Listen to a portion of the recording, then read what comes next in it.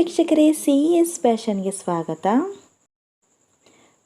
ರುಚಿಯಾದ ಕಡಲೆಬೇಳೆ ಒಬ್ಬಟ್ಟು, ತುಂಬ ಅಂದರೆ ತುಂಬ ರುಚಿಯಾಗಿರುವಂಥ ಒಬ್ಬಟ್ಟು ಅಂದರೆ ಯಾರಿಗಿಷ್ಟ ಆಗಲ್ಲ ಹೇಳಿ. ಮಕ್ಕಳಿಗಂತೂ ತುಂಬ ಅಂದರೆ ತುಂಬ ಇಷ್ಟಪಟ್ಟು ತಿನ್ನುವಂಥ ಒಬ್ಬಟ್ಟು.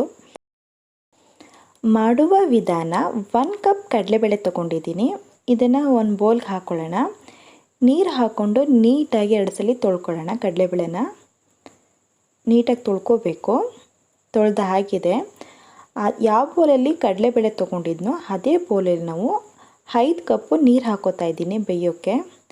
ನೀಟಾಗಿ ಹಾಕ್ಕೊಳ್ಳೋಣ. ಬೇಯುವಾಗ ಈಗ ಇದಕ್ಕೆ ನಾವು 2 ಟೀ ಸ್ಪೂನಷ್ಟು ಎಣ್ಣೆ ಹಾಕೋತಾ ಇದ್ದೀನಿ. ಎಣ್ಣೆ ಹಾಕ್ಕೊಂಡು ಒಂದ್ಸಲಿ ನೀಟಾಗಿ ಮಿಕ್ಸ್ ಮಾಡ್ಕೊಳ್ಳೋಣ.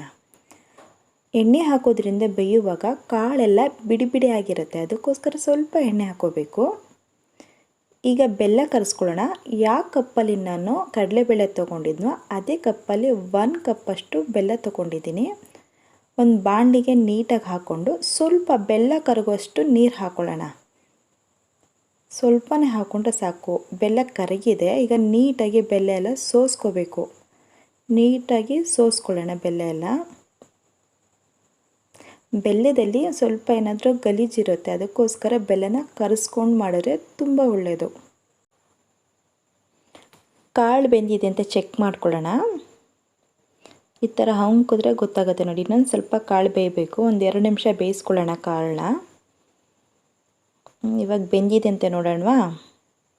ಕಾಳೆಲ್ಲ ನೋಡಿ ದೊಡ್ಡದಾಗಿ ಆಗಿದೆ, ಬೆಂದಿರುತ್ತೆ. ಈಗ ಒಂದ್ಸಲಿ ಪ್ರೆಸ್ ಮಾಡಬೇಕು. ಕಾಳು ನೀಟಾಗಿ ಬೆಂದಿದೆ.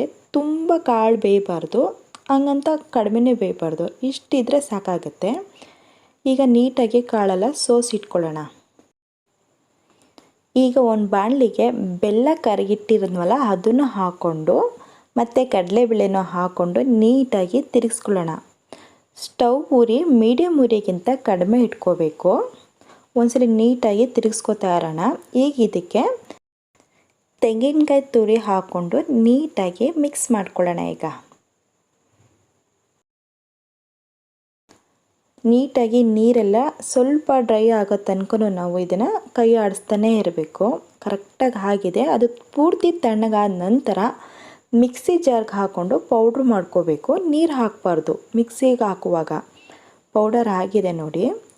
ಈಗ ಇದಕ್ಕೆ ಸ್ವಲ್ಪ ಏಲಕ್ಕಿ ಪೌಡರ್ ಹಾಕ್ಕೊಂಡು ನೀಟಾಗಿ ಮಿಕ್ಸ್ ಮಾಡ್ಕೋಬೇಕು ಹೂರಣನ. ಇದಕ್ಕೇನಾದರೂ ನಿಮಗೆ ಗಟ್ಟಿ ಅನಿಸಿದ್ರೆ ಹಾಲನ್ನ ಸ್ವಲ್ಪ ಹಾಕ್ಕೊಂಡು ಮಿಕ್ಸ್ ಮಾಡ್ಕೋಬೋದು. ಕರೆಕ್ಟಾಗಿ ನೋಡಿ ಹದ ಬಂದಿದೆ ನೋಡಿ ಕಣಕ. ನೀಟಾಗಿ ಮಿಕ್ಸ್ ಮಾಡಿ ಇಟ್ಕೊಳ್ಳೋಣ. ರೆಡಿಯಾಗಿದೆ ಕಣಕ. ಈಗ ಹೂರಣ ರೆಡಿ ಮಾಡ್ಕೊಳ್ಳೋಣ. ಅರ್ಧ ಕಪ್ಪು ಮೈದಾ ಹಿಟ್ಟು ಹಾಕೋತಾ ಇದ್ದೀನಿ.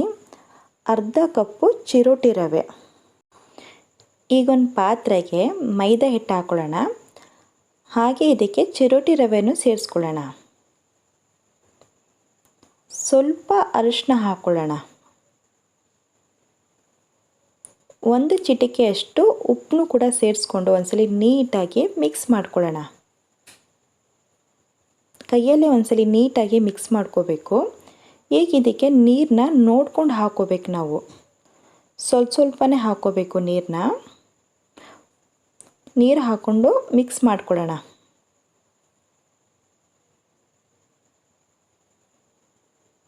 ಚೆನ್ನಾಗಿ ನೋಡಿ ಮಿಕ್ಸ್ ಮಾಡ್ಕೊಳ್ಳೋಣ. ಈ ಥರ ನೀರು ಬೇಕಿದ್ರೆ ನೋಡ್ಕೊಂಡು ಹಾಕ್ಕೊಳ್ಳೋಣ. ಈಗ ಇನ್ನೊಂದು ಸ್ವಲ್ಪ ನೀರು ಹಾಕ್ಕೋಬೇಕು. ಒಂದು ಸ್ವಲ್ಪ ಕೈಯಲ್ಲೇ ತಗೊಂಡು ಮಿಕ್ಸ್ ಮಾಡ್ಕೊಂಡು ಒಂದ್ಸಲಿ ನಾದಿಸ್ಕೊಳ್ಳೋಣ. ಈಗ ನೋಡಿ ಇಷ್ಟು ಮೆತ್ತಗಿದ್ರೆ ಸಾಕಾಗುತ್ತೆ. 1 ಗಂಟೆ ಟೈಮ್ ಹಾಗೆ ಬಿಟ್ಬಿಟ್ಟು ಈಗ 1 ಗಂಟೆ ಟೈಮ್ ಆಗಿದೆ. ಈಗ ಇದಕ್ಕೆ ಸ್ವಲ್ಪ ಎಣ್ಣೆ ಹಾಕ್ಕೊಂಡು ಚೆನ್ನಾಗಿ ಸ್ವಲ್ಪ ನಾದಿಸ್ಕೊಳ್ಳೋಣ. ಎಣ್ಣೆ ಹಾಕ್ಕೊಂಡು ಚೆನ್ನಾಗಿ ನಾದಿಸ್ಕೋಬೇಕು. ಎಷ್ಟು ಚೆನ್ನಾಗಿ ನಾದಿಸ್ತಿರೋ ಅಷ್ಟು ಚೆನ್ನಾಗಿಟ್ಟು ಸಾಫ್ಟಾಗಿರುತ್ತೆ ಇದು. ನೋಡಿ ಹೂರಣ ನೀಟಾಗಿ ಬಂದಿದೆ ನೋಡಿ, ಎಷ್ಟು ಸಾಫ್ಟಾಗಿದೆ. ಈಗ ಒಂದು ಸ್ವಲ್ಪ ಹೂರಣ ತಗೊಂಡು ತಟ್ಕೊಳ್ಳೋಣ. ಈಗ ನೀಟಾಗಿ ನಿಮಗೆ ತಟ್ಟಕ್ಕೆ ಒಬ್ಬಿಟ್ಟು ಇದ್ದರೆ ಒಬ್ಬಿಟ್ಟು ಇಟ್ಕೊಳ್ಳಿಲ್ಲ, ಬಾಳೆ ಎಳೆ ಇದ್ದರೆ ಬಾಳೆ ಎಳೆಯಲ್ಲಿ ತಟ್ಬೋದು. ಈಗ ಹೂರಣ ಹಾಕ್ಕೊಂಡು ನೀಟಾಗಿ ತಟ್ಕೊಳ್ಳೋಣ. ಈಗ ಕಣಕ ಇಟ್ಬಿಟ್ಟು ನೀಟಾಗಿ ಈ ಥರ ಉಲ್ಟಾ ದಬ್ಬಾಕ್ಬಿಟ್ಟು ಈ ಥರ ನೀಟಾಗಿ ಎಲ್ಲ ಕಡೆನೂ ಒಂದುವಾಗಿ ನೋಡಿ ನೀಟಾಗಿ ಎಕ್ಸ್ಟ್ರಾ ಹಿಟ್ಟು ಬಂದರೆ ತೆಕ್ಕೊಳ್ಳೋಣ. ಈಗ ಅದನ್ನು ಸ್ವಲ್ಪ ತೆಗೆದ್ಬಿಟ್ಟು ನೋಡಿ ನೀಟಾಗಿ ಕೈಯಲ್ಲಿ ತಟ್ಕೊಳ್ಳೋಣ. ತುಂಬ ಪ್ರೆಷರ್ ಹಾಕಬಾರ್ದು, ಸ್ಮೂತಾಗಿ ತಟ್ಟಿದ್ರೆ ನೀಟಾಗಿ ಆಗುತ್ತೆ. ನೋಡಿ ನೋಡಿ ಎಷ್ಟು ಚೆನ್ನಾಗಿ ಬರ್ತಿದೆ ಅಲ್ವಾ. ನೀಟಾಗಿ ಕೈಯಲ್ಲೇ ತಟ್ಕೊಂಡಿದ್ದೀನಿ ನಾನು. ನೀವು ಲಟ್ಟಣಿಗೆಲ್ಲೂ ಕೂಡ ಲಟ್ಟಿಸ್ಕೋಬೋದು. ಸ್ವಲ್ಪ ನೋಡಿ ಪ್ಯಾಚಸ್ ಆದರೂ ಕೂಡ ಕೈಯಲ್ಲೇ ಕರೆಕ್ಟ್ ಮಾಡ್ಕೊಳ್ಳಿ, ಏನೂ ಆಗಲ್ಲ, ಎಲ್ಲೂ ಅದು ಆಚೆ ಬರಲ್ಲ. ನೋಡಿ ತೆಳುವಾಗಿ ತಟ್ಕೋಬೋದು. ತಟ್ಟ ಆಗಿದೆ. ಈಗ ತವ ಕಾಯಕ್ಕಿಡೋಣ.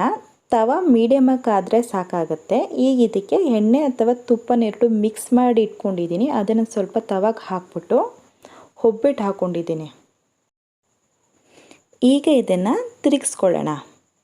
ನೋಡಿ ಕರೆಕ್ಟಾಗಿ ಬೆಂದಿದೆ. ಉರಿ ನಮಗೆ ಮೀಡಿಯಮ್ ಉರಿಗಿಂತ ಕಡಿಮೆ ಇಟ್ಕೋಬೇಕು.